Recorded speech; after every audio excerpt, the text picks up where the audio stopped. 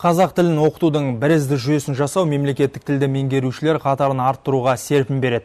Бұл бүгін тілдерді оқыту инновациялық технологияларының әдістемелік орталығының ұйымдастыруымен өткен дөңгелек үстелде бастау алған ұсыныс.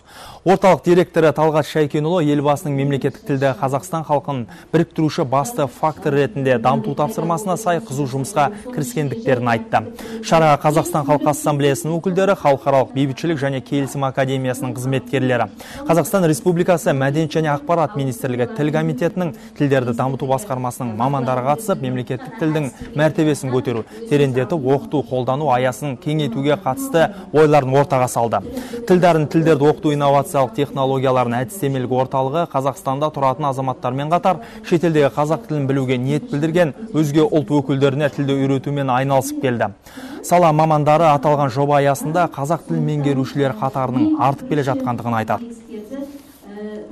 Мысал келтіретін болса, бір ғана тек түрк елінде тілдарының оқыту орталығының ұйымдастыруымен 556 адам сол жобадан өтіп, сол түрк елінде қазақ тілін меңгерген болатын. Ол 556 адамның ішінде жаңағы дипломатиялық жұмыста жүрген, Қазақстанда дипломатиялық қызметте жүрген адамдар.